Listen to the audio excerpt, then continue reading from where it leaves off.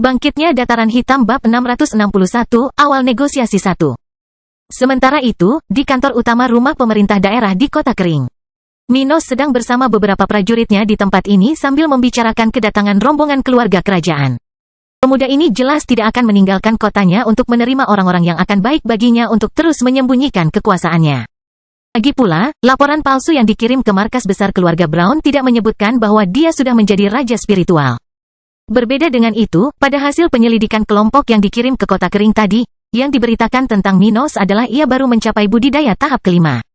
Namun, di sisi lain, laporan tersebut hanya mengkomunikasikan kehadiran 6 raja spiritual dalam organisasi pemuda ini. Pada awalnya, alangkah baiknya jika dia tidak perlu melaporkan keberadaan salah satu ahlinya. Namun, karena beberapa anggota keluarga Silva berhasil melarikan diri dari konfrontasi sebelumnya, tidak bijaksana untuk berbohong tentang hal tersebut. Juga, akan aneh jika dia tidak memiliki beberapa ahli di sisinya. Lagi pula, dia memiliki begitu banyak kristal sampai-sampai dia membeli banyak susunan pertahanan tingkat 2 tingkat menengah. Akibatnya, informasi tersebut sampai ke keluarga kerajaan. Oleh karena itu, tidak baik jika Stuart muda ikut serta dalam negosiasi dengan perwakilan keluarga Brown. Namun dia tidak perlu terlibat dalam urusan birokrasi seperti itu. Para prajuritnya tahu betul apa tujuan negosiasi ini. Oleh karena itu, tidak ada bedanya apa yang akan diusulkan oleh utusan Thomas. Mereka akan menunda selama mungkin sampai pihak lain tidak punya kesabaran lagi. Bagaimanapun, Minos sekarang sedang duduk di kursi berlengannya sementara 3 tentara di depannya sedang berbicara. Dan dia mendengarkan. Tuan muda, rombongan yang dikirim oleh keluarga kerajaan tiba di sekitar Kubah setempat sekitar 3 jam yang lalu. Saat tim menara pertahanan kota terakhir kali melaporkan kepada kami tentang hal ini, kelompok musuh telah membangun kamp kecil beberapa puluh kilometer sebelah timur Kota Kering. Sersan level 45 mengatakan ini dengan sungguh-sungguh. Segera setelah itu, salah satu dari 2 orang lainnya terus membicarakan topik tersebut. Setelah mereka menyiapkan lokasi itu, beberapa orang dalam kelompok itu menuju ke kamp gabungan untuk berunding, yang telah didirikan oleh tentara. Orang-orang yang diutus oleh keluarga kerajaan jelas tidak akan tidur di tempat yang sama dengan tentara Minos. Bagaimanapun, pemuda ini telah meminta kemerdekaan, dan tidak masuk akal untuk terlalu mempercayainya. Jadi, kamp gabungan yang terletak 10 km sebelah timur Kubah lokal hanya akan berfungsi selama perundingan. Oleh karena itu, kelompok yang dikirim oleh Thomas telah membangun sebuah situs untuk diri mereka sendiri, agak jauh dari Kota Kering. Prajurit lainnya kemudian berkata. Setelah itu, beberapa menit yang lalu, kelompok tentara yang bertanggung jawab atas perundingan meninggalkan markas untuk melakukan kontak pertama dengan utusan tersebut. Mereka pasti sudah saling mengenal sekarang. Begitu, Minos bergumam dengan suara rendah sambil meletakkan salah satu tangannya di atas mulutnya. Bagaimana kekuatan kelompok ini? Apakah kita memiliki datanya? Setelah mendengar ini, orang yang memiliki informasi ini segera mengangguk ke Minos, membenarkan hal itu. Iya, salah satu dari 6 rombongan yang berada sekitar beberapa ratus kilometer dari Kota Kering menemani kedatangan rombongan kerajaan ini. Karena itu, kami segera mendapat informasi bahwa kelompok keluarga Brown berjumlah 100 orang. Dari para kultivator itu, 53 diantaranya adalah prajurit spiritual, 42 adalah jenderal spiritual, dan hanya 5 raja spiritual yang mendampingi kelompok ini. Dari 5, 3 berada di level 51, 1 di level 52, dan yang terakhir di level 53. Sersan ini selesai melaporkan hal ini, masih berdiri di depan meja tempat Minos duduk di belakang. Oh, seru penguasa muda itu tetapi segera menahan keterkejutannya setelah memikirkannya sejenak. Yah, itu seharusnya tidak aneh.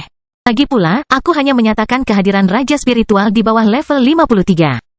Jadi, mereka menggunakan kekuatan minimum yang diperlukan untuk melawan kelompokku. Di sisi lain, orang-orang ini hanya boleh menjadi bawahan.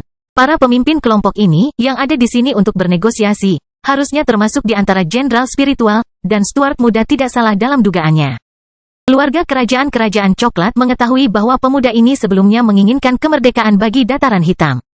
Namun, keinginannya saat itu tidak akan cukup bagi tim Thomas untuk berpikir bahwa dia adalah seorang pemberontak. Sudah menjadi fakta yang diketahui banyak orang bahwa keluarga kerajaan tidak peduli dengan Dataran Hitam. Oleh karena itu, menginginkan kemerdekaan bagi negara miskin seperti itu tidak akan dianggap sebagai pengkhianatan tingkat tinggi. Karena itu, keluarga Brown masih tidak memperlakukan Stuart muda sebagai pemberontak dan sedang bernegosiasi untuk mendapatkan konsesi. Akibatnya, orang-orang dalam kelompok Thomas tidak menganggap ada bahaya apapun bagi keluarga Brown di Dataran Hitam, bahkan dalam mimpi terliar mereka sekalipun. Itu sebabnya mereka hanya mengirimkan kelompok kecil dengan kekuatan minimal.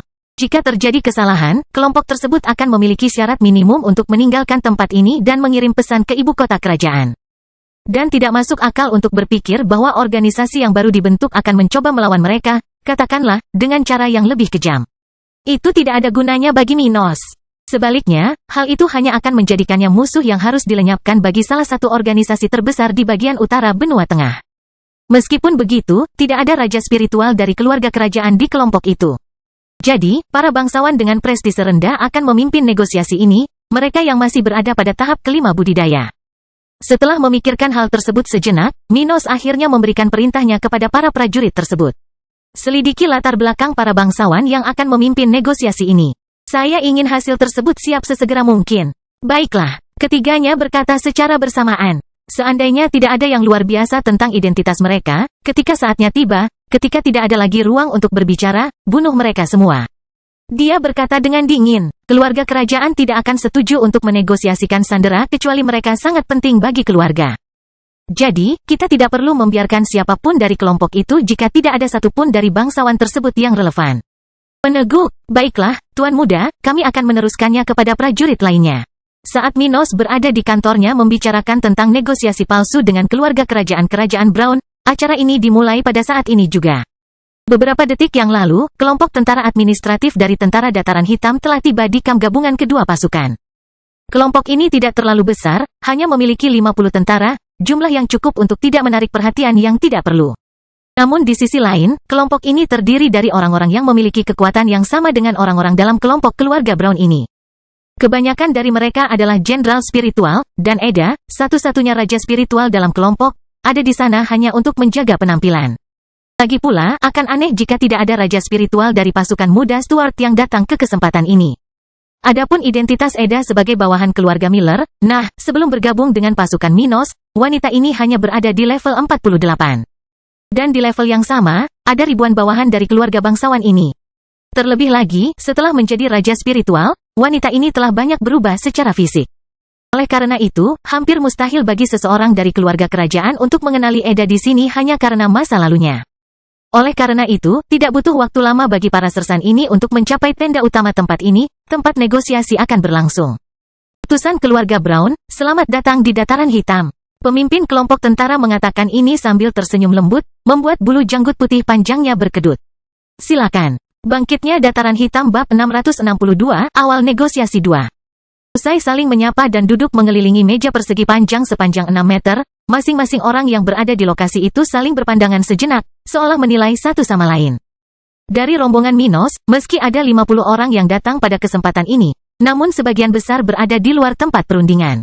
Lagi pula, sebagian besar dari mereka ada di sini untuk menjamin keselamatan anggota administratif tentara, orang-orang yang kurang mampu dalam berperang. Jadi, hanya 5 orang dari Black Plain Army yang menemani Eda ke daerah ini, di mana mereka akan bernegosiasi dengan kelompok 8 orang dari keluarga Brown.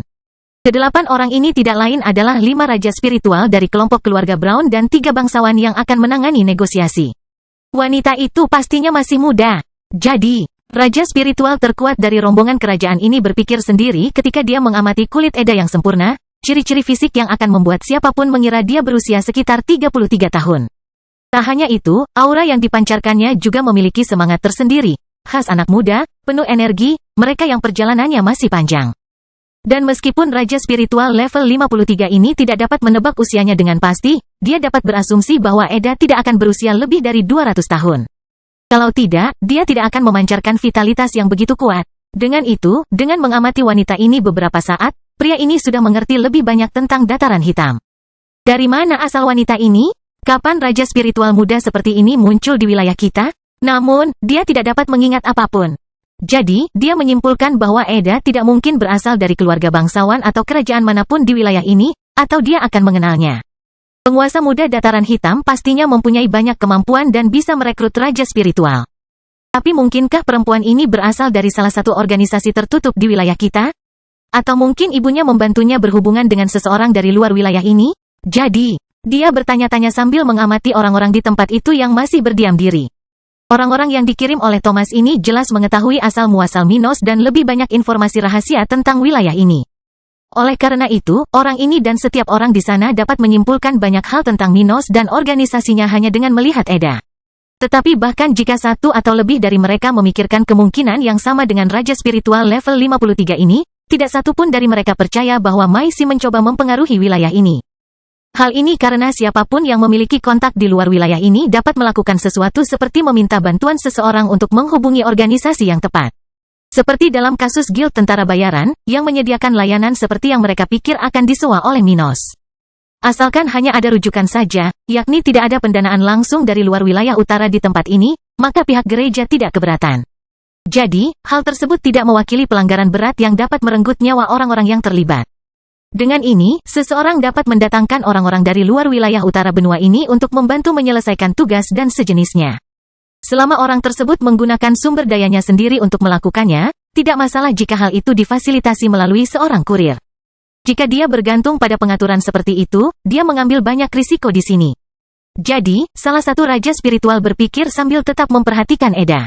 Membuat kesepakatan seperti itu dengan tentara bayaran tidak akan pernah baik. Itu karena, kecuali layanan tersebut adalah layanan yang dapat berakhir dalam jangka waktu singkat, kemungkinan terjadinya kesalahan seperti itu akan sangat tinggi. Meskipun tentara bayaran berniat untuk menyelesaikan layanan apapun, tidak satu pun dari mereka akan setia kepada organisasi perekrutan. Namun, di sisi lain, sebagian besar tidak setuju untuk tinggal lama, karena peluang di tempat seperti bagian utara benua tengah kecil dan terbatas di tempat ini. Meskipun demikian, menyewa jasa tentara bayaran dari luar wilayah itu mahal dan seringkali berbahaya bagi kontraktor. Sedemikian rupa sehingga hal semacam ini jarang digunakan oleh organisasi besar regional, meskipun banyak dari mereka yang memiliki keturunan di luar wilayah, di tempat seperti Flaming Empire. Dengan harga yang sama untuk sebuah kontrak dengan seorang tentara bayaran dari luar wilayah mereka, sebuah keluarga besar dapat mengasuh raja spiritual selama bertahun-tahun. Oleh karena itu, akan jauh lebih bermanfaat untuk berinvestasi pada bawahan yang setia kepada keluarga dibandingkan pada kekuatan eksternal yang tidak memiliki ikatan signifikan dengan kontraktor mereka. Karena itu, beberapa raja spiritual di sana sudah merasa bahwa sosok Minos tidak boleh sederhana. Entah dia sangat berani dan mau mengambil risiko, atau dia gila. Akan sulit untuk bernegosiasi dengan orang seperti itu dalam kedua kasus tersebut. Omong-omong, di mana Minos ini? Salah satu dari mereka bertanya-tanya, mengamati bahwa salah satu bangsawan yang memimpin negosiasi ini menanyakan hal yang sama kepada para prajurit itu. Mendengar hal itu, Joy, yang tergabung dalam kelompok 5 sersan, terbatuk 2 kali dan menjawab. Tuan muda sedang berlatih di tempat lain saat ini, di luar kota kering. Tapi dia mengetahui pertemuan ini, dan kami akan mengirimkan kepadanya semua detail yang dibahas di sini. Oh, jadi, dia sedang berlatih? Salah satu bangsawan berkata, memahami situasinya. Dia kemudian melihat ke arah Eda dan bertanya, dan siapa yang memegang komando lokal? Apakah itu kamu? Tidak, orang lain selain aku yang memerintah kota kering. Eda samar-samar berkata sambil memperhatikan kelima raja spiritual yang terus menatapnya. Tapi kamu tidak akan mengenalinya. Dia tidak punya ketenaran. Jadi, kamu tidak akan mengenalnya. Setelah mendengar ini, ketiga bangsawan itu saling memandang dan memahami bahwa pemuda seperti itu tidak perlu berada di sini untuk mendiskusikan masalah semacam ini dengan mereka. Di sisi lain, mereka sudah tahu bahwa kelompok yang datang dari kota kering tidak akan memberikan kemudahan bagi mereka, dan mereka bertiga mungkin akan kesulitan mendapatkan informasi yang lebih dalam. Artinya, mereka mengetahui dasar-dasar kota kering, yang dapat diperoleh kelompok penelitian manapun dengan mempelajari kota seperti itu. Tapi mengenai detail penting kota itu, tentang organisasi muda Stuart, tidak mudah untuk diketahui. Oleh karena itu, karena mereka juga berada di sini untuk mempelajari lebih lanjut tentang organisasi Minos, orang-orang ini mau tidak mau menyadari bahwa ini akan lebih sulit dari yang dibayangkan. Seorang pemuda berusia 20 tahun telah menciptakan sebuah organisasi yang lebih sulit dibaca daripada rumah bangsawan besar di daerah. Salah satu dari anak tertua dari ketiganya memikirkannya. Dalam diam, yah, tidak ada bedanya. Kesepakatan seperti yang akan kita negosiasikan sangat penting dalam jangka panjang, dan tidak akan banyak perbedaan jika keadaan ini sedikit menunda operasi ini. Yang termuda dari 3 bangsawan keluarga Brown berkomentar setelah menghela nafas dalam-dalam. Bagus, aku senang kalian sekalian memahami keadaan kita, hehe. Joy berkomentar puas sambil tersenyum pelan. Jadi, ada hal lain yang perlu dibicarakan sebelum kita memulai bisnis kita yang lebih serius? Sersan lain dari Black Plain Army bertanya, setelah menyadari keheningan di pihak kelompok keluarga Brown. Tidak, menurutku kita bisa mulai. Oke, mari kita bicara tentang yang penting. Pertama, kita harus mulai membahas nilai dataran hitam, lalu semoga kalian akan. Dan kemudian, dengan cepat, orang-orang itu berhenti membicarakan Minos dan hal-hal yang ingin mereka ketahui tentang tempat ini, hingga membicarakan tentang angka-angka yang sangat ingin mereka keluarkan dari tempat ini. Tidak peduli betapa misteriusnya Minos dan organisasinya, pada akhirnya, di mata para utusan dari keluarga Brown ini, mereka hanyalah orang udik yang banyak akal. Jadi, oleh karena itu, menemukan cara untuk mendapatkan sebagian dari sumber daya ini jauh lebih penting bagi orang-orang di sana, dan mereka akan memprioritaskannya. Bangkitnya Dataran Hitam Bab 663, Permohonan Keluarga Silva 1.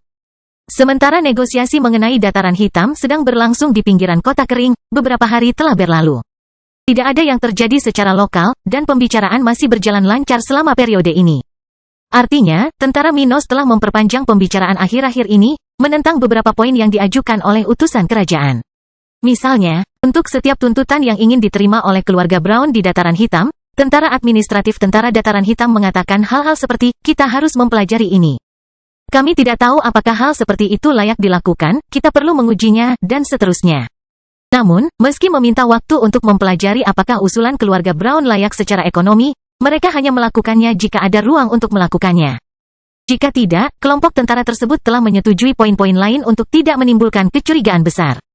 Namun terlepas dari apakah mereka menyetujui beberapa poin atau tidak, mereka hanya berada dalam tahap negosiasi.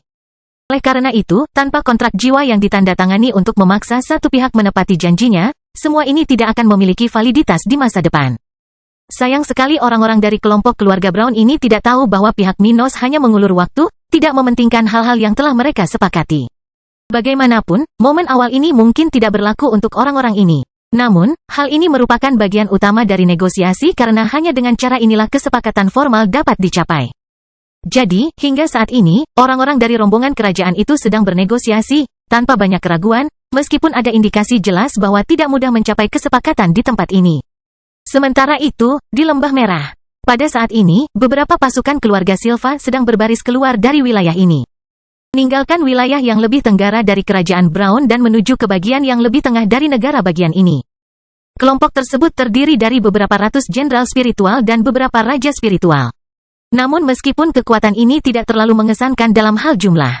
Mengingat jumlah anggota keluarga ini bukanlah satu-satunya kelompok yang meninggalkan Lembah Merah.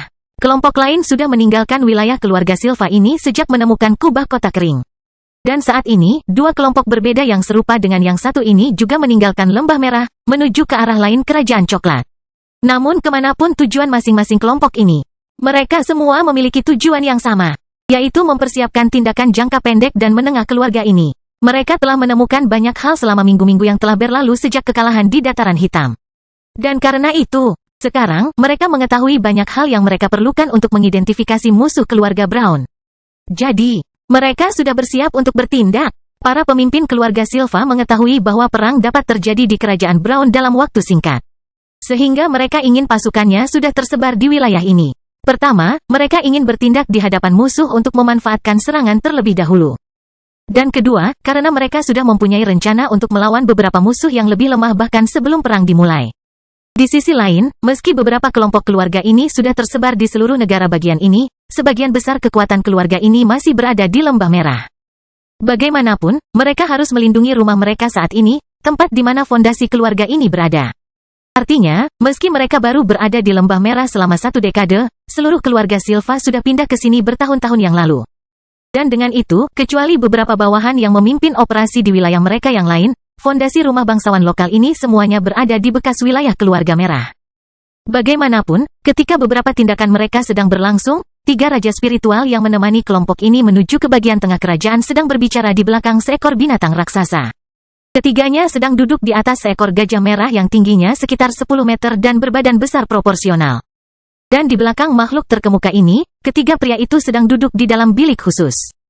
Bagaimana pergerakan keluarga Yil baru-baru ini? Salah satu dari mereka bertanya sambil melihat keluar jendela stan itu dan melihat dataran yang penuh dengan kehidupan di Lembah Merah. Keluarga ini jelas mengawasi tindakan keluarga Yil. Bagaimanapun, mereka sudah menjadi musuh bebuyutan. Dan House Silva tidak akan melewatkan kesempatan untuk melenyapkan keluarga Lionel. Setelah mendengar pertanyaan sebelumnya, orang yang berada di seberang pria itu kemudian menjawabnya. Yah, keluarga Yil benar-benar tutup sekitar 2 bulan lalu. Pertama-tama mereka mengambil beberapa tindakan pencegahan di kota markas mereka, seperti mengumpulkan upeti, membeli artefak lokal, pil, del. Tidak ada yang tidak terduga mengingat situasi saat ini. Pria ini berkata sambil menatap mata pemimpin mereka, yang berdiri di depannya. Setelah itu, kita tidak tahu apa yang terjadi. Keluarga Yil sepenuhnya mengaktifkan barisan pertahanan markas mereka, dan setiap hari banyak bawahan yang datang dan pergi dari lokasi itu.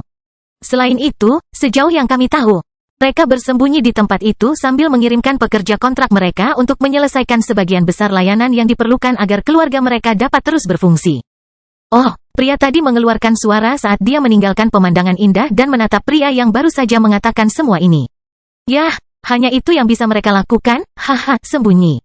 Tapi itu tidak akan berhasil lama-lama. Saat senjata tingkat tinggi kita diangkut dari kapal kita ke keluarga, kita akan menghancurkan penghalang mereka dan membuat mereka membayar karena membunuh rekan-rekan kita. Kamu benar, Dan. Pemimpin kelompok itu kemudian mengatakan sesuatu untuk pertama kalinya. Tetapi untuk saat ini, kelompok kami akan mengepung tempat itu sehingga kami dapat menghentikan masuk dan keluarnya sumber daya dari markas itu. Hahaha, mari kita lihat apakah mereka akan bertahan cukup lama hingga gemetar ketakutan saat kita menghancurkan pertahanan mereka. Hahaha, pria yang menanyakan pertanyaan tadi berkata sambil tersenyum dingin. Para kultivator dapat hidup tanpa makanan untuk sementara waktu karena kualitas tubuh mereka, yang membuat mereka jauh lebih efisien dalam menyerap zat dibandingkan makhluk yang tidak dapat menggunakan energi spiritual. Tapi tidak peduli seberapa bagusnya mereka, di bawah level 70, semua orang akan membutuhkan makanan, istirahat, dan sebagainya, hal-hal yang diperlukan untuk bertahan hidup.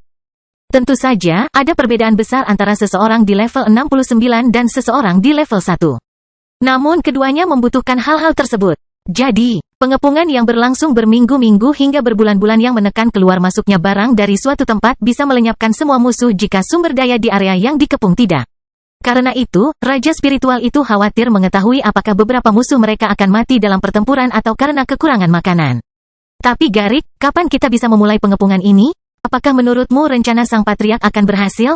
Raja Spiritual yang telah berbicara tentang keluarga Yil berkata sambil melihat ke arah pemimpin kelompok ini. Garik lalu berkata, "Yah, karena itu bukan terserah kita, aku tidak bisa memberitahumu apapun dengan pasti. Tapi seperti yang Anda tahu, Patriark Otis sedang mengunjungi ibu kota saat ini untuk mengkomunikasikan temuan kami kepada Raja Brown." Seperti yang dikatakan Garik kepada teman-temannya. Pada saat ini, kepala keluarga Otis Silva sedang menaiki tangga istana keluarga Brown di ibu kota kerajaan ini. Dia berdiri di samping dua raja spiritual berstatus tinggi dari keluarga Silva saat ini ketika mereka berjalan cepat menuju aula kerajaan. Dari keduanya, salah satunya adalah tetua tertinggi keluarga Silva, level 56. Yang lainnya adalah salah satu bangsawan keluarga itu yang merupakan bagian dari keluarga kerajaan melalui pernikahannya dengan salah satu keturunan keluarga Brown. Orang tersebut di kerajaan dikenal sebagai Jenderal Silva, level 54, seseorang yang cukup dekat dengan Raja Thomas tetapi tidak begitu dekat dengan pemimpin keluarganya sendiri. Bagaimanapun, Jenderal Silva, Adrian, dan Otis sangat cemas saat ini, dan oleh karena itu, mereka tidak butuh waktu lama untuk tiba di tempat mereka menjadwalkan pertemuan resmi dengan Raja. Bangkitnya Dataran Hitam Bab 664, Permohonan Keluarga Silva 2. Otis, lama tidak bertemu ya? Jadi, apa yang membawamu ke kotaku hari ini? Apa kamu ada masalah? Thomas Brown bertanya dengan nada tinggi sambil tersenyum kepada pemimpin keluarga Silva. Setelah dia mengatakan ini, orang-orang di aula berbentuk elips, beberapa penjaga di samping, dan asisten raja melihat ke arah tiga individu bermarga Silva. Otis lalu melangkah maju dan berkata, "Senang bertemu dengan Anda lagi, Yang Mulia. Sudah lama sejak reuni terakhir kita. Tapi bagaimanapun, hari ini saya di sini untuk mencari keadilan bagi keluarga Silva saya." Dia mengatakan ini dengan nada tulus sambil mengayunkan lengan kanannya dan mengepalkan tangannya erat-erat. Keadilan. Thomas mengulangi kata ini dengan nada penasaran, tidak mengerti apa yang terjadi di sini. Otis Silva berteriak minta tolong. Itu pertama kalinya aku melihat hal seperti itu, pikirnya sambil terus menatap ke arah ketiga Silva itu. Raja Brown pasti mengetahui informasi dasar dari semua organisasi di negara bagian ini, kecuali Black Plain Army yang baru dibentuk, tentu saja. Terlepas dari itu, penting bagi seorang raja untuk mengetahui apa yang dilakukan pengikutnya untuk mencegah pemberontakan dan memastikan pelanggaran keuangan tertentu tidak terjadi. Oleh karena itu, raja manapun pasti memiliki mata-mata di sekitar keluarga dan organisasi paling berpengaruh, yaitu organisasi yang mengendalikan banyak kristal atau prajurit. Karena itu, Thomas tahu betul kepergian banyak pengawal keluarga Silva dari Lembah Merah dalam 4 bulan terakhir. Artinya, meskipun raja tidak terlalu peduli dengan hal semacam ini, mustahil baginya untuk tidak memperhatikan sesuatu yang sudah sering terjadi. Sebagai gambaran, dalam beberapa bulan terakhir, lebih dari 12.000 jenderal spiritual dan 15 raja spiritual telah meninggalkan Lembah Merah dan menuju ke berbagai wilayah di Kerajaan Coklat. Dan karena gerakan seperti itu hanya biasa terjadi pada masa perang, keluarga kerajaan di negara bagian ini sudah mengawasi tindakan keluarga Silva. Namun, meskipun mereka memperhatikan pergerakan terbaru, hal seperti itu tidak terjadi pada kelompok yang berjalan menuju dataran hitam. Atau lebih tepatnya, keluarga kerajaan telah mengetahui tentang kepergian sekitar 5.000 penjaga dari Lembah Merah saat itu. Tapi karena itu adalah gerakan mencolok pertama yang dilakukan keluarga Silva. Organisasi tersebut tidak mengetahui banyak tentang peristiwa itu dibandingkan dengan pergerakan pasukan keluarga bangsawan saat ini. Oleh karena itu, meskipun mereka mengetahui tentang kepergian 5.000 penjaga, keluarga kerajaan, atau lebih tepatnya Raja Brown tidak mengetahui apa yang terjadi pada orang-orang ini. Mereka bisa saja dibunuh atau ditinggalkan ke wilayah lain di kerajaan atau bahkan negara bagian lain. Keluarga kerajaan tidak mengetahuinya karena begitu kelompok-kelompok itu memasuki dataran hitam, informasi mereka telah hilang. Sedangkan bagi yang selamat, mereka hanya melaporkan apa yang terjadi pada administrasi keluarga Silva. Jadi, Thomas tidak mengetahui tentang konflik keluarga ini melawan Black Plain Army. Raja Brown kemudian bertanya, apa yang telah terjadi? Otis kemudian menghirup udara dalam-dalam ke paru-parunya sebelum akhirnya menyampaikan keluhannya. Yang mulia, saya takut untuk mengatakan bahwa mungkin ada kanker yang berkembang biak di kerajaan coklat. Setelah mendengar ini, tidak ada orang lain di aula itu, bahkan raja pun, yang menyela bapak bangsa ini. Tapi mereka semua memandangnya dengan penuh arti, sedikit penasaran, sedikit khawatir. Lagi pula, memiliki sesuatu seperti yang dikatakan oleh Patriark Silva di kerajaan ini akan identik dengan banyak masalah bagi keluarga kerajaan suatu negara. Otis kemudian melanjutkan, di dataran hitam, ada kekuatan tak dikenal yang mengancam perdamaian di seluruh kerajaan coklat. Dataran hitam, orang-orang di tempat itu berpikir dalam benak mereka ketika mereka menoleh untuk saling memandang. Di tempat sialan itu, lebih dari 3.500 anggota keluargaku tewas di depan organisasi di belakang kota kering. Dan mereka tidak hanya melenyapkan ribuan jenderal spiritual dari keluarga Silvaku. Tapi mereka juga membunuh 8 raja spiritual kita. Sejujurnya, 7 raja spiritual dibunuh oleh organisasi yang ada di kota kering itu. Tapi yang ke-8 dibunuh oleh kelompok dari keluarga Yil, sebuah organisasi yang bersekutu atau berada di bawah kekuatan yang ada di tempat terkutuk itu. Dia berkata dengan marah ketika wajahnya menjadi merah hanya karena mengingat kemalangan ini. Sejak putranya, Darrell, meninggal, pria dan keluarga Silva ini seolah-olah dikutuk. Masalah terus berdatangan. Semakin banyak orang dari keluarga ini yang meninggal saat mencoba menyelidiki kematian pemuda ini. Dan setiap kali ini terjadi, orang-orang yang semakin kuat pun mati. Oleh karena itu, selain tidak berdaya untuk membalas kematian putranya, yang dia tidak tahu siapa pelakunya. Pria ini terus-menerus menjalani kehidupan yang penuh tekanan akibat kehilangan keluarganya. Tidak hanya itu, dengan segala nasib buruk yang ia alami. Ia sudah mulai percaya bahwa tidak akan lama lagi ia akan menghadapi cobaan berat itu sendiri. Dengan cara ini, Otis Silva merasa gugup ketika membicarakan masalah ini. Yang mulia, saya akui saya tidak tahu banyak tentang kekuatan di balik kota itu. Tetapi tindakan tempat itu sangat mencurigakan, dan mereka sudah bertindak bersama keluarga bangsawan setempat. Belum lagi mereka bersembunyi di balik serangkaian penghalang pertahanan yang menutupi seluruh kota. Siapa yang akan berinvestasi dalam hal seperti itu jika mereka tidak bermaksud memprovokasi? Kekuatan regional, pokoknya, aku khawatir organisasi di balik tempat terkutuk itu sedang mempersiapkan perang melawan seluruh kerajaan. Ucapnya saat pembuluh darah di leher dan dahinya semakin terlihat. Tolong, Yang Mulia, bertindaklah selagi masih dini, atau saya khawatir bukan hanya keluarga Silva saya yang akan menderita kanker ini. Setelah mengatakan itu, Otis Silva menyelesaikan permohonan bantuannya dengan gugup setelah mengutip beberapa hal mendasar tentang tempat itu. Semua yang dia katakan menunjukkan bahwa kekuatan di balik kota kering tidak dapat diduga mengenai asal-usul dan kekuatannya. Namun, pada saat yang sama, tindakannya membuat tujuannya menjadi sangat jelas. Tempat seperti itu sedang bersiap menghadapi lawan yang kuat. Atau mereka tidak akan berinvestasi dalam serangkaian penghalang yang menutupi seluruh kota. Mereka tidak akan mencoba untuk menundukkan keluarga bangsawan negara ini jika mereka memiliki niat baik terhadap keluarga kerajaan. Lagi pula, bahkan gereja spiritual pun tidak akan mencoba membuat salah satu cabangnya menundukkan keluarga pengikut organisasi lain. Terlepas dari semua itu, pidatonya menyampaikan semua bukti yang telah diberikan keluarganya kepada kelompok raja, yang akan cukup bagi keluarga kerajaan untuk membenarkan tindakan terhadap kota kering. Itu, organisasi di balik kota kering benar-benar dapat melakukan semua itu, tapi itu tidak terlalu aneh. Jika mereka mampu membeli kubah pertahanan seperti itu, menyewa pasukan luar untuk menghadapi kelompok dengan jenderal spiritual yang sangat sedikit, itu bukan masalah besar. Beberapa komentar dengan suara pelan terdengar di tempat itu saat para jenderal pengawal kerajaan-kerajaan Brown berbicara satu sama lain, dengan nada yang tidak dapat didengar oleh ketiga Silva. Tapi tentu saja Jenderal Silva tahu apa yang dibicarakan orang-orang ini. Bagaimanapun, dia adalah anggota pengawal kerajaan, seseorang yang tahu tentang urusan dataran hitam dengan kerajaan coklat saat ini. Namun karena jaraknya yang jauh dari pimpinan keluarga Silva, pria tersebut tidak mengetahui bahwa masalah keluarganya ada hubungannya dengan tempat tersebut. Jadi, dia dikejutkan dengan sesuatu yang berbeda dari pengawal kerajaan lainnya. Mereka tidak memberitahuku apapun karena mereka takut informasi ini akan bocor melaluiku. Dia bertanya-tanya, merasa sedikit tidak enak tentang hal itu tetapi pada saat yang sama memahami bahwa ini masuk akal. Di sisi lain, Raja Brown menatap ke arah Patriark Otis dengan mantap, sementara wajahnya terlihat tidak yakin. Kekuatan pemuda itu benar-benar lebih kuat dari yang kita duga. Tetapi, dalam beberapa hal, itu masih dalam batas kemungkinannya.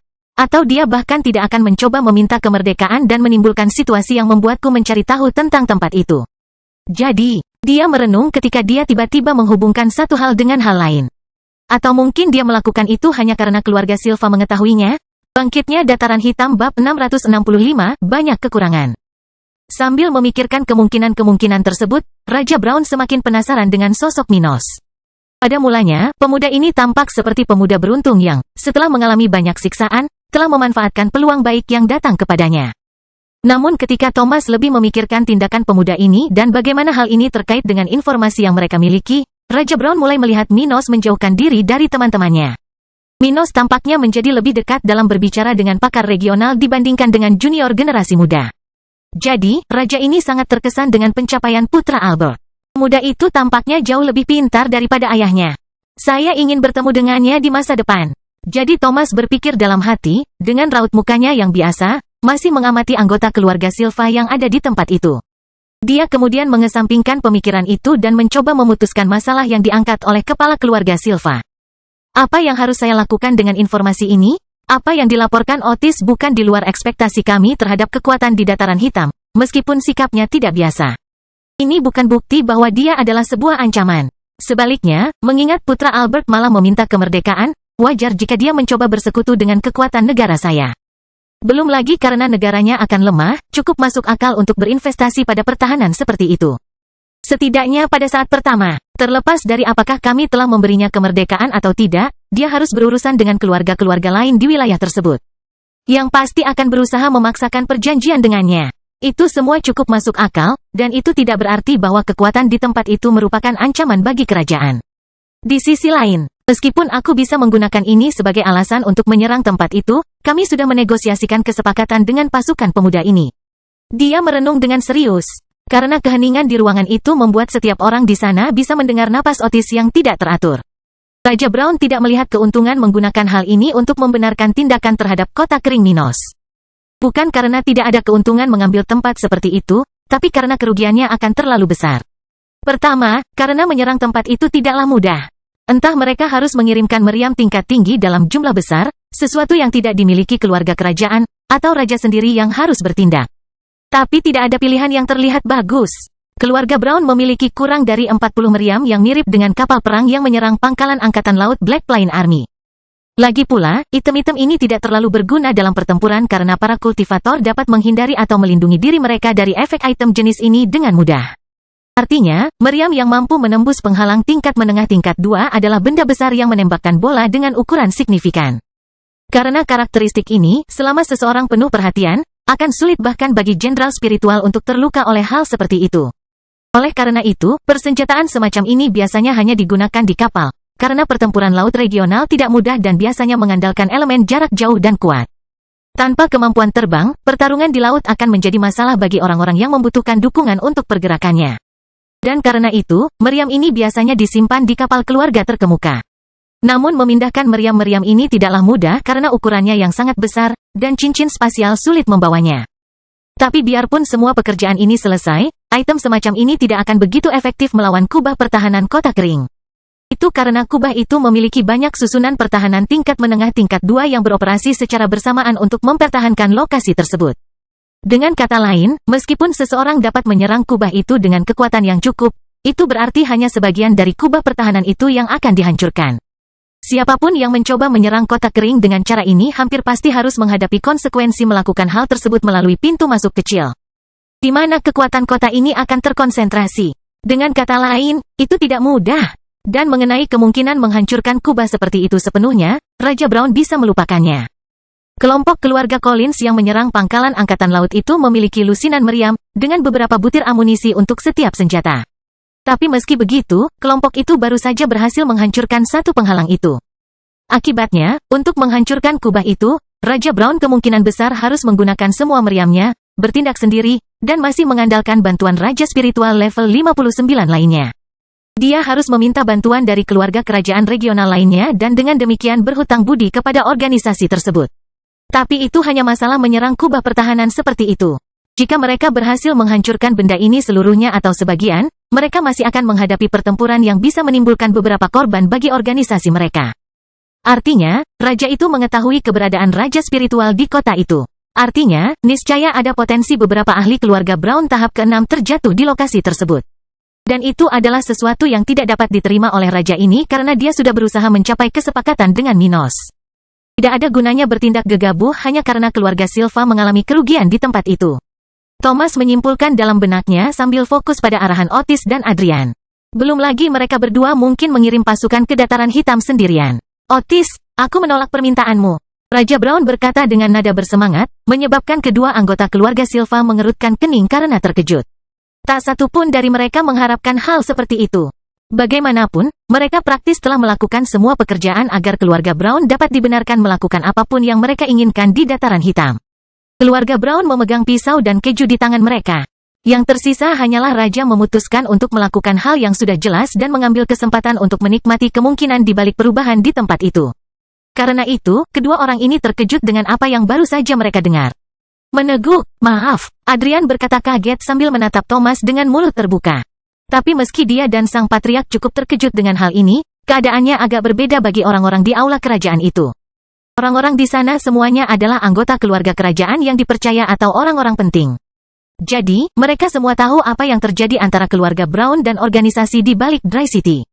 Oleh karena itu, tidak mengherankan bagi mereka bahwa raja telah memutuskan untuk tidak melakukan apa yang diinginkan Otis Silva. Itu tidak layak, biayanya akan terlalu tinggi. Dan melakukan itu hanya demi keluarga Silva sepertinya terlalu buruk bagi kami. Kita bisa menikmati sumber daya di tempat itu tanpa terlibat dalam apapun. Kita hanya perlu membuat pemuda itu bertekuk lutut, dan kita akan mendapat banyak keuntungan dari wilayah itu. Para pakar keluarga Brown tersebut berkomentar satu sama lain saat menyaksikan reaksi kaget kedua pilar keluarga Silva. Jenderal Silva kemudian menoleh ke arah mereka berdua dan berkata, Patriark, tetua tertinggi, yang mulia memang menolak permintaan Anda. Mengingat situasi saat ini, usulan seperti itu tidak akan mengkompensasi kerugian yang akan kita alami. Ucapnya samar-samar tanpa menjelaskan secara rinci tentang negosiasi dengan dataran hitam. Dia marah karena organisasi di balik tempat seperti itu telah memberikan pukulan telak terhadap keluarga kandungnya. Namun sebagai anggota keluarga kerajaan, jenderal ini sadar bahwa mencapai kesepakatan damai dengan Minos akan lebih baik daripada berperang melawan pasukan pemuda ini. Jadi, dia tidak bisa tidak memahami keputusan Raja Brown. Thomas kemudian berbicara lagi, Otis, Adrian, aku tahu kerugianmu tidak sedikit, tapi kamu harus menanggung akibat perbuatanmu sendiri. Sedangkan untuk keluarga kerajaanku, karena kasus ini sepertinya tidak memberikan keuntungan bagi kami, untuk saat ini, aku tidak dapat melakukan apapun untuk membantumu selain memberimu nasihat. Kumpulkan kekuatan kalian dan isolasi diri untuk sementara kalian pulih dari kekalahan ini. Itulah yang akan aku lakukan jika aku berada di tempat kalian.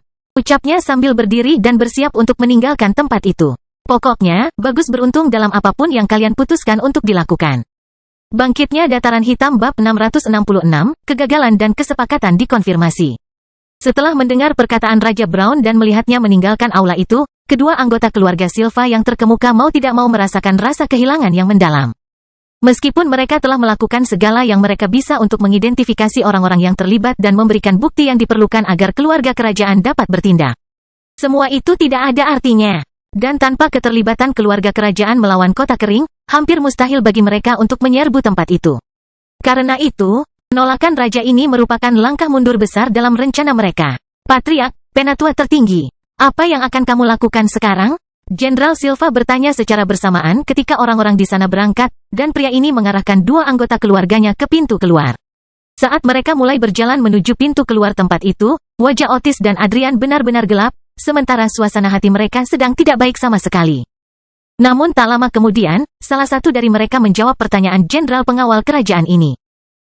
Untuk saat ini, kami hanya dapat menghentikan sementara rencana kami, setidaknya untuk saat ini, seperti yang disarankan Raja Brown kepada kami.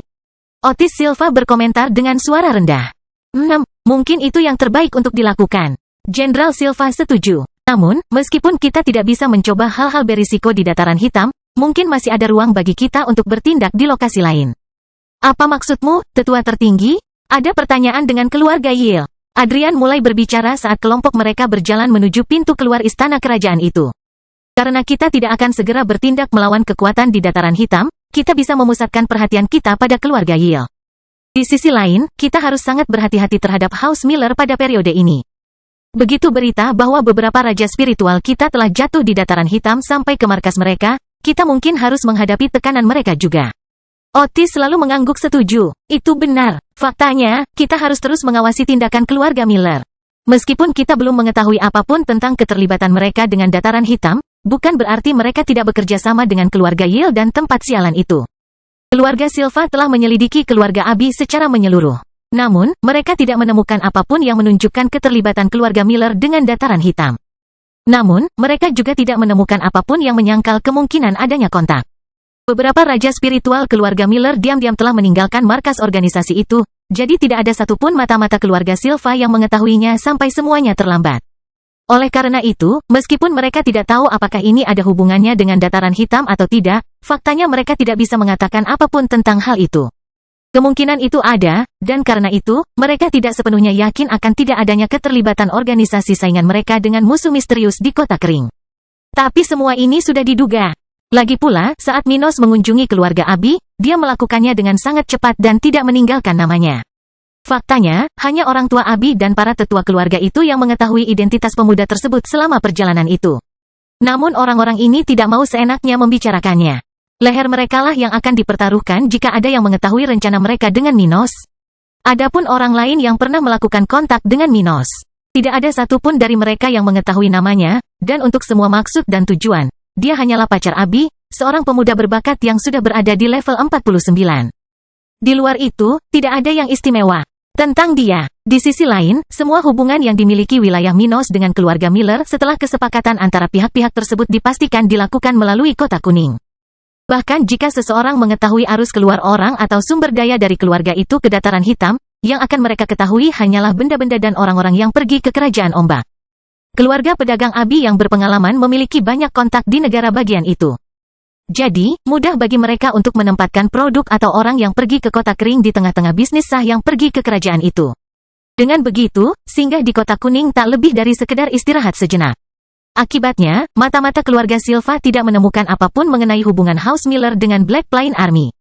Pokoknya, ayo pergi. Yang bisa saya lakukan sekarang adalah fokus untuk mencapai level 58.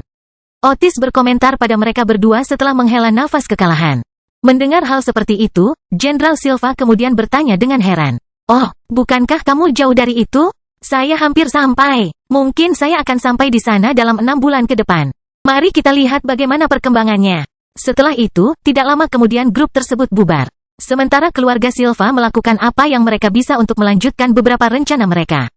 Minos melakukan perjalanan melalui medan tak bernyawa di dataran hitam dengan menunggangi seekor elang putih besar. Setelah sekitar 2 bulan sejak ia mencapai budidaya tahap ke-6, pemuda ini telah melakukan banyak hal penting untuk kota dan pasukannya. Di antaranya adalah negosiasi dengan Vivian dan keluarga Hayes. Dan saat ini, dia baru saja kembali dari kerajaan Cromwell. Tempat dia baru saja menyelesaikan perjanjian dengan keluarga Vivian. Setelah 2 bulan sejak keduanya bertemu di Kota Kering, Vivian segera pergi ke Primrose, markas besar keluarganya. Di sana, dia berkomunikasi dengan orang yang lebih tua tentang perjanjian yang ingin dibuat Minos dengan mereka. Dan karena organisasi ini tidak akan rugi jika bersekutu dengan Minos, sebaliknya, mereka bisa mendapatkan beberapa keuntungan, mereka sudah siap menerima syarat pemuda ini.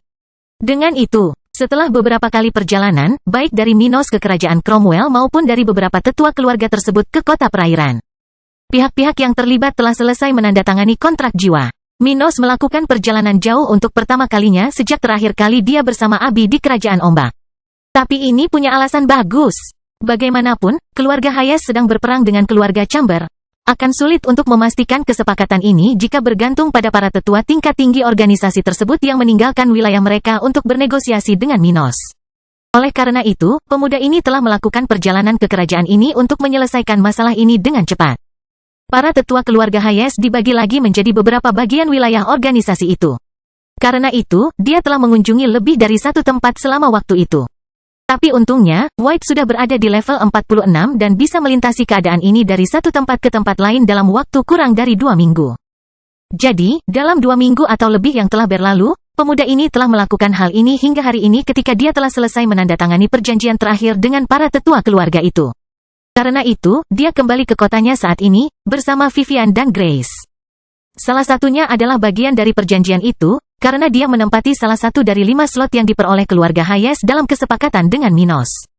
Sedangkan yang lainnya, dia secara alami ada di sini untuk menemani pacarnya dalam perjalanan ini karena dia tidak akan membiarkan Vivian menjauh darinya terlalu lama. Karena itu, Grace ada di sini bersama Vivian, akan tinggal di kota kering selama 12 bulan ke depan sehingga wanita dari keluarga Hayes itu harus tinggal di tempat ini. Baru setelah itu Vivian bisa kembali ke rumah dan membiarkan anggota keluarganya yang lain memanfaatkan kesempatan ini. Minos, tentang apa yang kita bicarakan sebelumnya, bisakah kamu membantuku? Vivian bertanya dengan suara rendah, berbicara di sebelah telinga kanan pemuda ini saat dia duduk di belakangnya.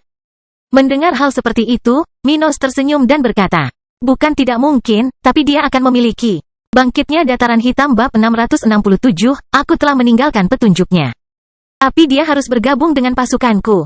Kalau tidak, kamu bisa melupakannya, kata Minos, supaya dia dan Vivian bisa mendengar. Saya tidak melakukan amal. Jelas sekali, mereka sedang membicarakan Grace, yang berada tepat di belakang Vivian di punggung White.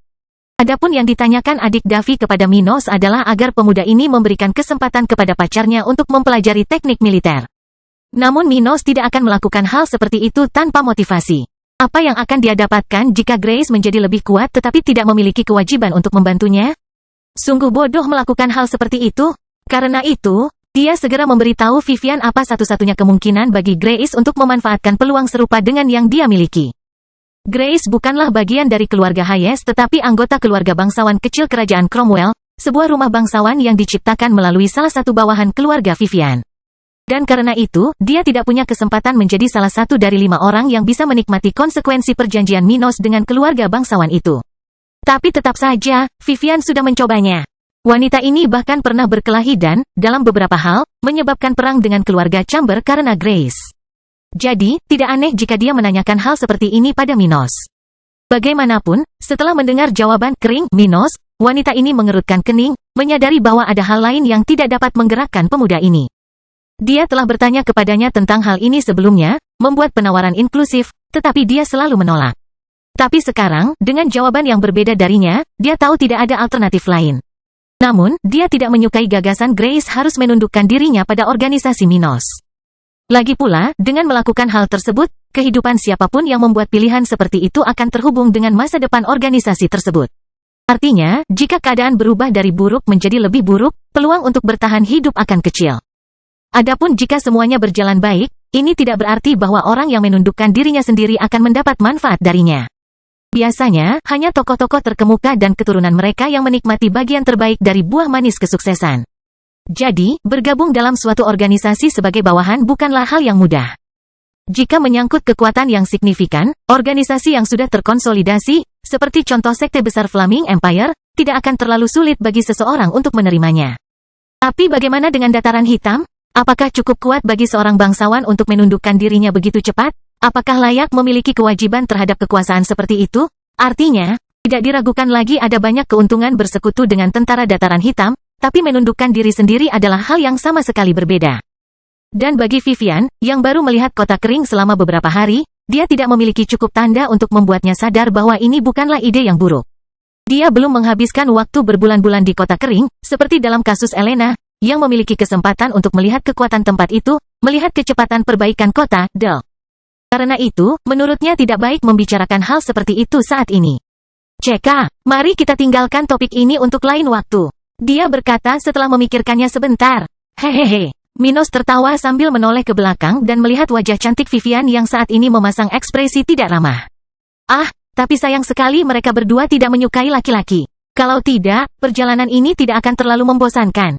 Minos memikirkannya, setelah memalingkan wajahnya ke depan dan melihat indahnya langit biru Dataran Hitam. Abi dan Ruth tidak bepergian bersamanya selama periode ini. Itu karena ketika yang satu harus mengurus urusan militer, yang lain tidak terlihat melakukan hal-hal mencurigakan di sekitar wilayah ini. Artinya, Ruth bisa menemani Minos kemanapun dia pergi. Tapi karena pemuda ini pergi untuk membuat aliansi dengan organisasi regional yang sedang berperang dengan kekuatan lokal lainnya, akan menjadi masalah baginya untuk menemaninya. Bagaimana jika seseorang menceritakan hal ini dan kehadiran anggota salah satu sekte di Flaming Empire? Itu akan sangat berbeda dengan perjalanan yang dia lakukan ke keluarga Miller sebelumnya. Bagaimanapun juga, keluarga Abi tidak terlibat konflik apapun, dan tidak akan ada kecurigaan mengenai kehadiran Ruth bersama Minos. Namun hal berbeda terjadi pada keluarga Hayes. Pasalnya, selain kekuatan tersebut sedang berkonflik dengan keluarga Chamber, Minos berencana membantu organisasi ini agar lebih mudah menghadapi musuh-musuh tersebut. Jadi, jika Ruth terlihat bersama Minos di tempat di mana dia membuat aliansi dengan kekuatan yang di masa depan mungkin menjadi lebih besar dan hal semacam itu membantu mereka menyelesaikan konflik. Ini akan terlihat sangat mencurigakan. Bagaimanapun, seseorang dapat mencoba menggunakan gereja spiritual untuk melawan Minos, dan jika dia memberikan kesempatan seperti itu, banyak masalah dapat terjadi. Karena itu, Ruth tidak ikut bersamanya dalam perjalanan ini. Dan dengan itu, pemuda ini melakukan perjalanan 2 minggu ini tanpa pendamping, tidak memiliki kesempatan untuk melepaskan tekanan di pundaknya dalam aktivitas tertentu. Dia bahkan sudah mencoba sesuatu dengan Vivian dan Grace. Namun, tidak seperti banyak wanita biseksual yang dia kenal, keduanya hanya menyukai wanita. Ketika Stuart muda meratapi pikirannya tentang kemalangan kecil yang dialaminya, tiba-tiba suara Grace terdengar di telinganya. Minos, berapa lama waktu yang kita perlukan untuk mencapai kota kering? 1 jam. Dia segera menjawab sambil memandang ke daratan tak bernyawa di dataran hitam, ratusan kaki di atas permukaan laut. Dari tempat itu, dia bisa melihat pemandangan yang seluruhnya seperti gurun tanpa adanya tumbuhan, sungai, atau bahkan binatang buas. Itu adalah tempat yang kosong, tidak ada sesuatu pun yang mencolok untuk diamati saat bepergian ke sana. Kapan kamu akan menyelesaikan masalah gabungan dalam perjalanan ini? Apakah kamu sudah menyiapkan semua pengaturannya? Grace bertanya sambil mengingat sedikit yang dia ketahui tentang pengaturan Minos dengan keluarga Hayes. Mendengar itu, mata Vivian berbinar menatap punggung Minos menunggu jawaban itu. Kuharap dia tidak butuh waktu lama dalam mengambil tindakan terhadap keluarga Chamber. Dia berpikir sejenak hingga akhirnya Minos menjawab pertanyaan Grace. Yah, itu tidak akan memakan waktu lama untuk terjadi. Selama perjalananku ke kerajaan Cromwell ini, aku meninggalkan beberapa petunjuk yang mungkin bisa mengarahkan beberapa orang yang mengejarku menuju Kota Kuning. Dia berkata sambil tersenyum. Kota Kuning? Keduanya bertanya. Mereka tidak mengetahui detail misi yang akan dilakukan Minos bersama dengan beberapa pasukan House Hayes. Lagi pula, tak satu pun dari mereka memiliki kekuatan untuk terlibat di dalamnya, dan mereka juga harus tinggal di Kota Kering mulai sekarang. Oleh karena itu, meskipun Vivian telah mendengar dari Minos beberapa hal yang ingin dia lakukan untuk memberikan pukulan telak pada keluarga Chamber, dia tidak mengetahui detailnya. Ya, karena aku tidak bisa mengendalikan siapa yang akan menerima informasi ini, aku tidak bisa memancing musuh ke kota perairan, tempat pasukan kerajaan berada. Jadi, bertindak di Kota Kuning, di mana tidak ada bawahan dari kekuatan regional lainnya, sepertinya adalah yang terbaik. Pilihan bagiku. Dia tidak akan mencoba memikat siapapun ke Kota Kering. Dan karena tidak ada banyak tempat tersisa di mana rencananya bisa berhasil, kota di mana salah satu markas rahasianya berada telah dipilih. Minos berharap dapat memikat beberapa spesialis keluarga Chamber ke lokasi tersebut, di mana dia akan mengambil kesempatan untuk memberikan pukulan telak terhadap organisasi tersebut. Bagaimanapun, itu tidak akan memakan waktu lama sebelum itu terjadi. Aku tidak tahu tanggalnya karena itu lebih bergantung pada musuh kita daripada diriku. Tapi itu tidak akan memakan waktu lama. Dan ya, semuanya sudah siap untuk itu. Ini hanya masalah mata-mata keluargamu atau tentara di pasukanku yang mengirimkan peringatan kepadaku, dan kita bisa segera bertindak. Bangkitnya Dataran Hitam Bab 668, Cabang Gereja Spiritual di Kerajaan Coklat. Sementara itu, di ibu kota Kerajaan Coklat. Di kota ini, seperti halnya di setiap ibu kota wilayah utara benua tengah, sebuah bangunan tertentu di tengah kota memiliki bentuk yang sangat khas. Tempat ini adalah kuil yang glamor, di mana orang-orang berkerumun di sekitarnya untuk mengamatinya sepanjang hari. Tidak ada pagar atau tembok apapun, hanya sebuah kuil yang dikelilingi halaman rumput hijau. Terlebih lagi, bangunan tersebut dipenuhi dengan kaca pada bagian sisinya, sehingga setiap orang yang melihatnya dapat melihat dari jauh pergerakan orang-orang yang berada di sisi bangunan tersebut. Dan seperti cabang gereja spiritual lainnya, sebagian besar orang yang datang dan pergi ke sana mengenakan kostum khas dengan warna berbeda. Ada banyak jubah putih dan biru di sana, tapi sesekali, seseorang yang memakai jubah ungu akan lewat dari satu sisi ke sisi lain sambil diikuti oleh beberapa orang yang memakai jubah biru. Tapi sementara cabang gereja spiritual yang bertanggung jawab atas urusan organisasi di Kerajaan Brown ini berfungsi normal, di dalam kuil ini, beberapa raja spiritual sedang rapat di aula besar. Di tempat ini terdapat meja besar berbentuk U di tengah aula, di mana 13 kursi dibagikan dengan jarak yang sama satu sama lain. Namun kini, hanya ada 5 orang berjubah ungu yang duduk di 5 dari 13 kursi tersebut, sementara beberapa orang berjubah biru berdiri di samping orang-orang tersebut. Dan setelah itu, keluarga kerajaan salju mengirim beberapa individu menuju kerajaan Cromwell, di mana mereka bermaksud untuk menangkap dalang pembunuh yang menyiksa dan membunuh pangeran kedua. Salah satu raja spiritual ini selesai membaca informasi yang dikirimkan oleh cabang gereja di negara bagian itu kepada mereka. Setelah mendengar hal seperti itu, raja spiritual lainnya terdiam beberapa saat sebelum akhirnya yang terkuat kedua di sana, level 57, mengatakan hal berikut. Jadi, keluarga kerajaan sudah mengetahui identitas pelaku kejahatan ini. Orang yang sama dari sebelumnya kemudian menggelengkan kepalanya sebagai penyangkalan dan berkata, "Tidak, tapi beberapa bulan lalu, keluarga Snow menerima informasi anonim. Dan meskipun mereka tidak yakin 100%, setelah menyelidiki informasinya selama berbulan-bulan, mereka menemukan bahwa yang ada hanyalah fakta. Karena itu, putra mahkota memutuskan untuk mengambil risiko, mengirim salah satu pengikutnya menuju keluarga Chamber untuk menginterogasi orang yang diduga bertanggung jawab atas hal ini." Setelah mendengar ini, keempat pria itu, semuanya di atas level 55, mengerutkan kening, membentuk ekspresi kekhawatiran di wajah mereka. Itu buruk, ya. Jika keluarga Cromwell mengetahui bahwa keluarga Snow mencoba bertindak melawan salah satu pengikut mereka, itu tidak baik sama sekali. Aku hanya berharap itu tidak melewati batas. Kalau hanya sekadar ngobrol, maka wilayah kita masih bisa menyelamatkan diri dari bentrokan antar raja. Seorang individu level 56 mengatakan ini dengan tegas sementara janggut putih panjangnya bergetar. Jika tidak, dan ketika salah satu dari mereka ingin mengatakan sesuatu, orang yang sama yang telah membaca informasi itu berbicara lagi. Menurutku itu bukan sesuatu yang bersahabat. Meskipun pangeran kedua memiliki kepribadian yang berbeda, putra mahkota selalu menganggapnya sebagai teman baik dan mencintainya. Dan dia bahkan sangat marah ketika mengetahui kematian adik laki-lakinya. Jadi, menurutku hal itu tidak akan berkembang dengan baik. Benar, kudengar putra mahkota telah melatih saudaranya, meskipun pemuda malang itu tidak tertarik berperang. Yah, semoga saja orang yang dikirim oleh putra mahkota ini akan berhati-hati dan menangani situasi ini tanpa menarik perhatian. Mari kita minta saudara-saudara kita di kerajaan Cromwell untuk menjaga informasi ini. Jika tidak, situasi di wilayah kita mungkin tidak dapat diubah. Pemimpin cabang gereja ini mengatakan hal ini sambil memejamkan mata, dengan wajah penuh perhatian di wajahnya. Lebih dari 200.000 tahun dan tidak ada perang besar yang terjadi di wilayah kita. Tapi tiba-tiba, semua orang mulai bersiap menghadapi masa perang. Ada apa dengan orang-orang ini? Apakah kita kurang beruntung karena mempunyai begitu banyak individu yang haus darah dalam satu generasi? Atau ada hal lain? Uskup tua ini bertanya-tanya, mencoba memahami kobaran api perang yang semakin nyata di wilayah ini. Konflik lokal sudah terjadi di 2 negara bagian, sementara 3 negara bagian lainnya menghadapi ketegangan, yang sewaktu-waktu dapat memicu lebih banyak bentrokan lokal. Satu-satunya kerajaan yang tampak stabil adalah kerajaan akhir, di mana hanya satu keluarga bangsawan dimusnahkan beberapa tahun yang lalu.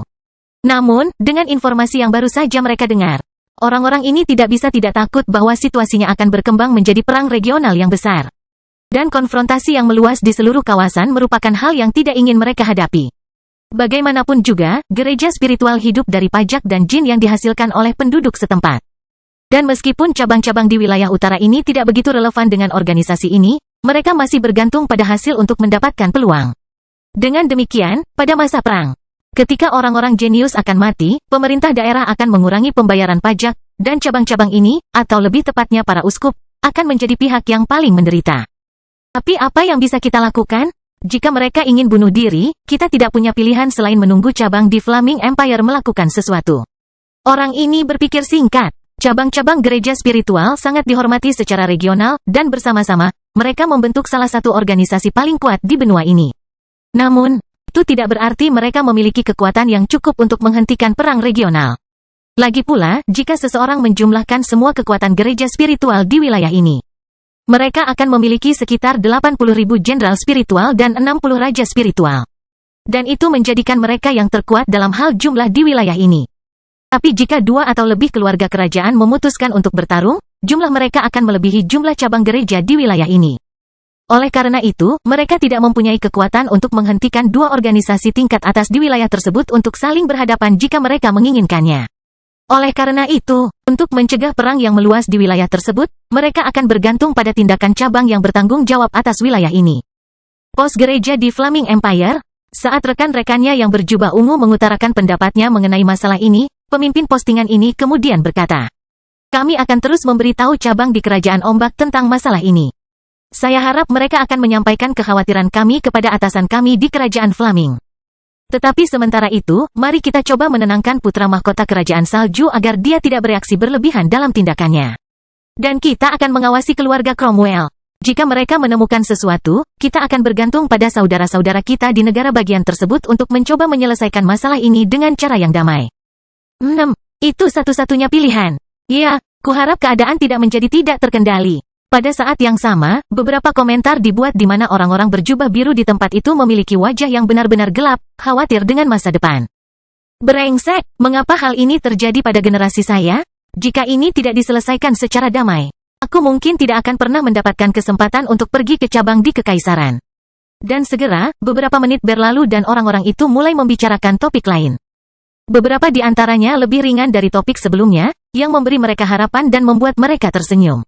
Dengan ini, dataran hitam sepertinya tidak lagi menjadi tempat yang tandus dan dapat menghasilkan pendapatan hingga mengubah tempat itu menjadi wilayah yang mandiri, mampu berkembang sedikit demi sedikit. Raja spiritual level 55 mengatakan ini ketika dia selesai berbicara tentang apa yang dia temukan melalui salah satu kontaknya dalam keluarga Brown. "Oh, dataran hitam sudah banyak berubah. Itu luar biasa. Akhirnya, pertanda baik bagi wilayah kita." Salah satu dari mereka berkata penuh harap sambil tersenyum. "Aha. Aku tidak pernah menyangka bahwa suatu hari dalam hidupku aku harus membahas masalah seperti itu," kata uskup yang melaporkan berita tersebut sambil tersenyum lebar. "Mungkin kita harus membuka paroki kecil di kota kering." Bangkitnya dataran hitam bab 669, keputusan Patriark Collins. Sementara para uskup terkuat dari cabang gereja spiritual sedang mendiskusikan kemungkinan mengenai dataran hitam. Keluarga Collins baru saja mengetahui apa yang terjadi di pangkalan itu. Setelah berminggu-minggu berlayar, kelompok yang selamat tersebut sempat mengalami beberapa kendala. Bahkan diserang oleh binatang laut dan kelompok bajak laut. Namun setelah mengalami banyak kesulitan, mereka berhasil mencapai markas besar keluarga Collins. Karena itu, mereka akhirnya memberikan laporan lengkap tentang apa yang mereka ketahui dan lihat di tempat itu, sesuatu yang tidak dapat mereka lakukan karena berbagai alasan. Misalnya, saat konfrontasi melawan kapal keluarga Nash itu, raja spiritual yang mereka hadapi telah membunuh semua burung gagak di kapal itu untuk mencegah pesan dikirim oleh orang-orang itu. Namun sayangnya, dia telah meninggal, dan tindakannya tidak ada gunanya bagi dirinya sendiri. Namun hal ini mempersulit para penyintas untuk mengirimkan informasi tersebut ke kantor pusat keluarga Collins. Bagaimanapun, mereka berhasil kembali ke tempat seperti itu setelah melalui banyak cobaan.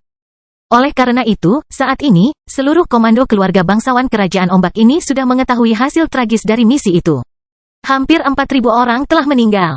Di antara mereka, 9 raja spiritual telah binasa, sedangkan yang terakhir masih menunjukkan tanda-tanda kehidupan tetapi mungkin ditangkap oleh pasukan musuh. Lebih buruk lagi, orang yang selamat adalah salah satu bangsawan keluarga, seorang kultivator level 55, yang tahu banyak dan tidak memiliki kontrak jiwa yang membatasi dirinya. Alhasil, mereka berhasil menaklukkan musuh baru yang tentunya sudah mengetahui banyak informasi tentang keluarga bangsawan besar ini. Kota Melia, Kerajaan Ombak. 3 orang sedang berjalan melewati halaman sebuah rumah besar di kota keluarga Collins sambil berbicara dengan nada serius.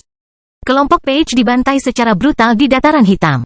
"Ah, sungguh menyedihkan." Seorang pria yang sepertinya berada di akhir hidupnya mengatakan ini sementara jubah putihnya bergetar setiap langkah yang diambilnya. Sementara itu, seorang pemuda berambut hitam sedang berjalan di samping sosok tersebut, dengan ekspresi wajah yang jelek. Dia mengenakan jubah perak mulia, penuh detail halus, biasanya dikenakan oleh orang-orang berstatus tinggi di daerah. Namun betapapun menariknya pakaiannya, raut wajahnya akan menarik semua perhatian siapapun yang melihatnya karena suasana hatinya yang buruk saat ini. Lelaki tua itu kemudian melanjutkan, tidak peduli dengan raut wajah marah di wajah pemuda itu. "Yang lebih buruk lagi, kita sekarang berpotensi memiliki 2 musuh regional tingkat tinggi."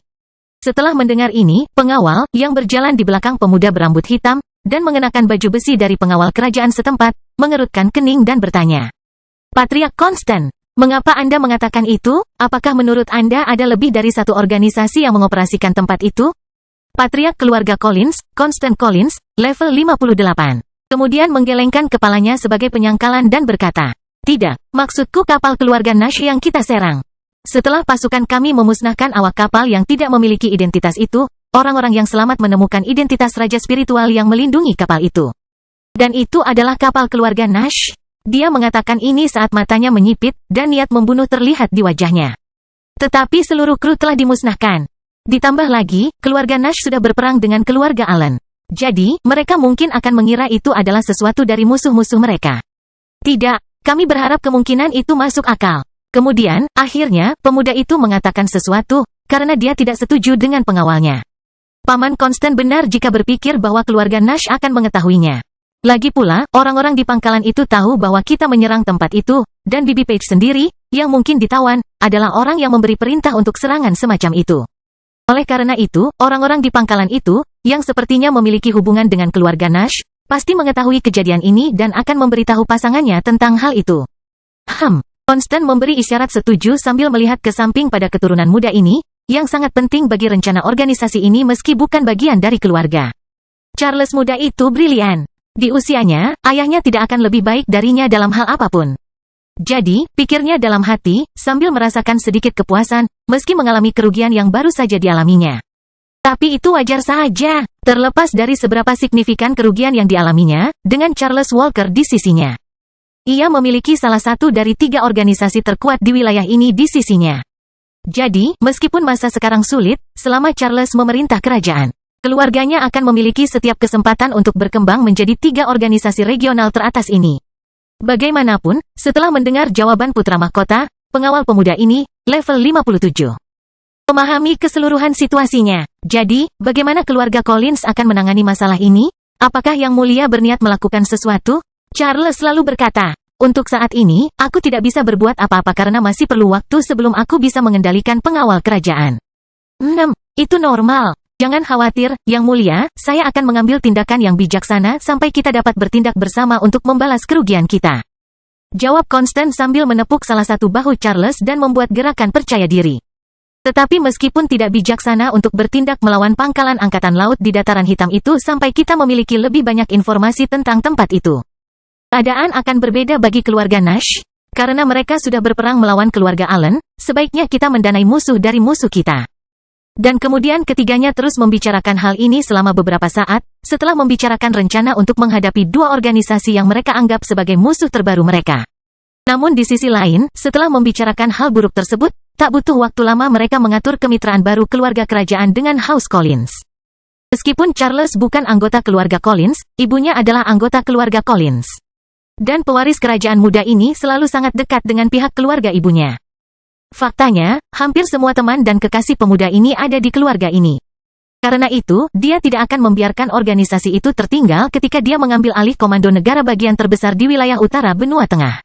Sementara itu, di kota kering, Minos dan 2 wanita dari Primrose telah tiba di kota di dataran hitam ini beberapa jam yang lalu.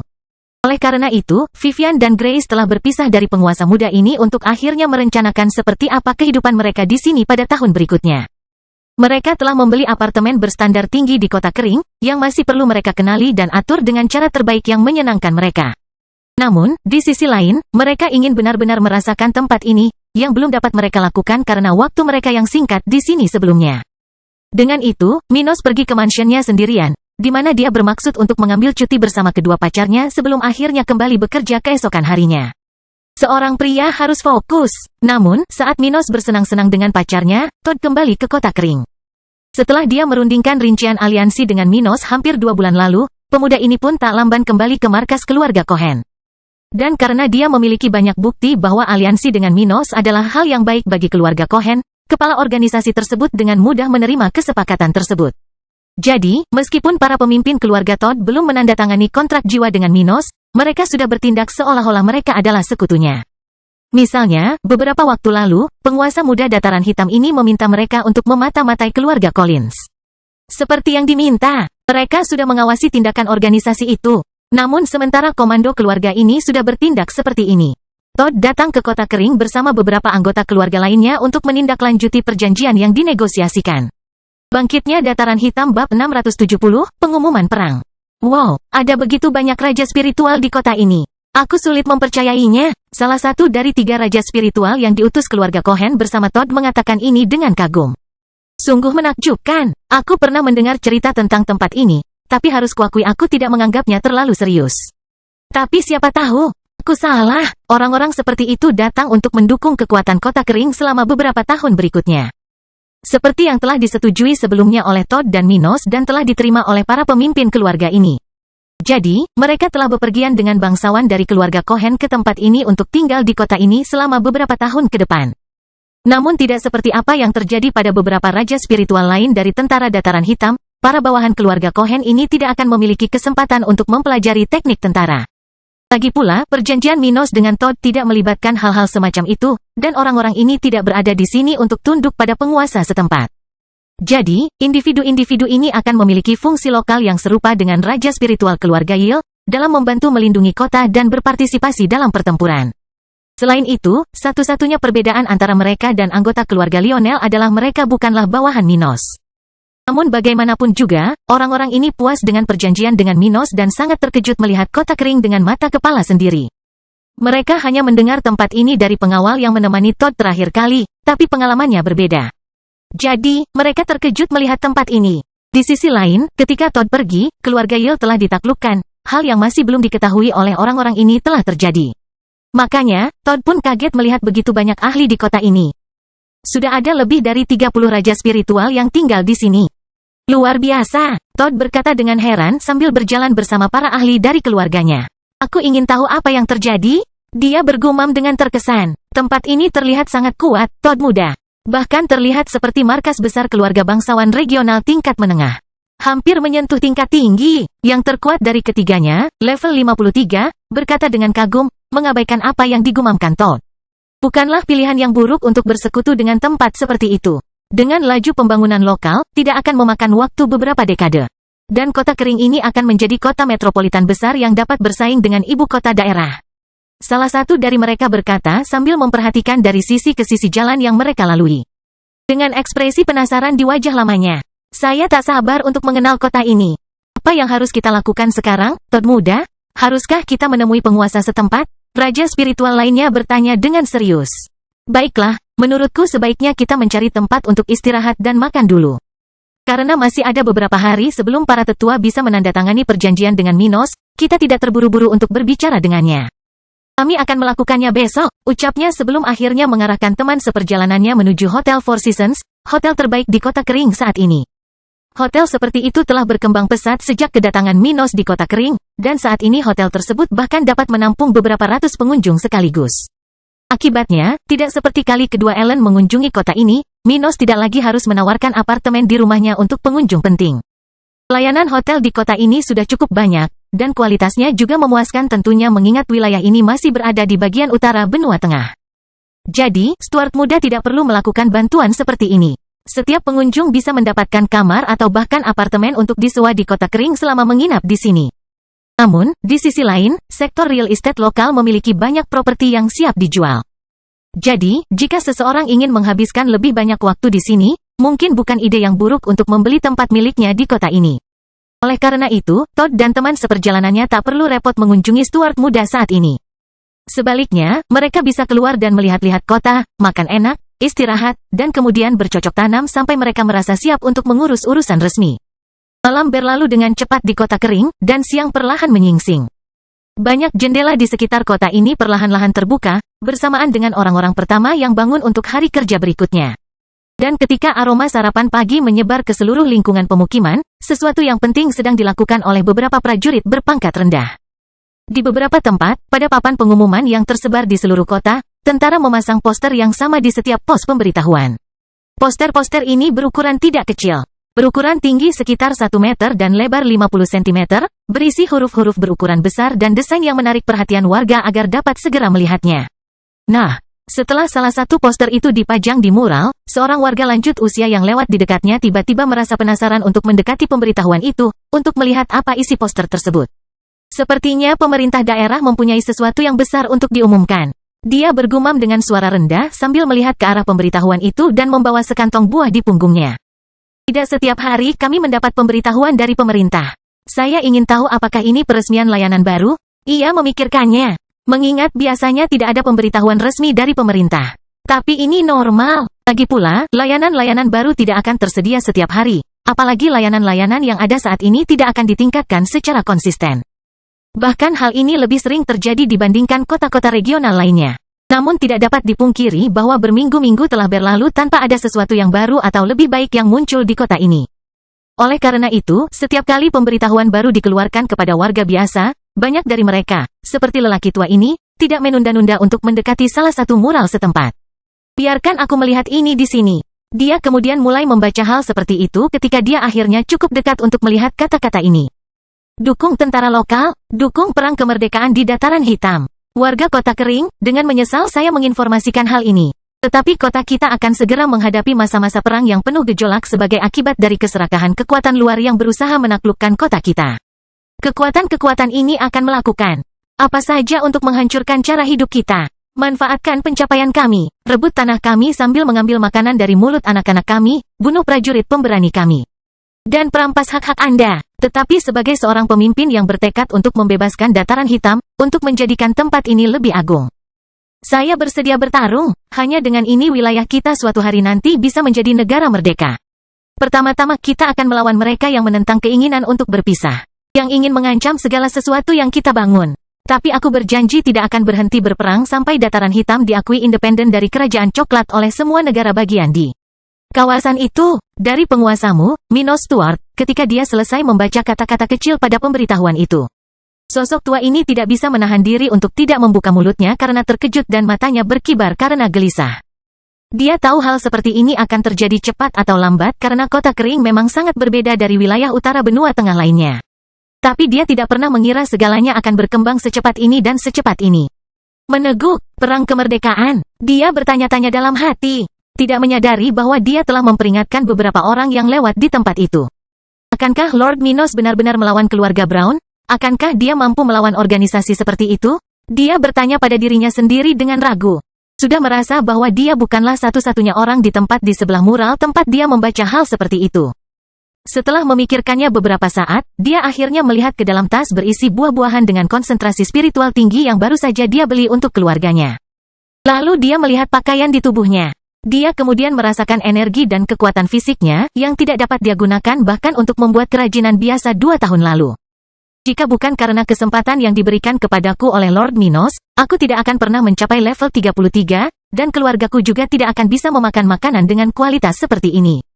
Jadi, dia mempertimbangkan sambil mengepalkan tangannya yang keriput. Setelah itu, dia membuat ekspresi tekad sebelum kembali ke keadaan semula, merasa bahwa perang kemerdekaan sangat berarti bagi dia dan keluarganya.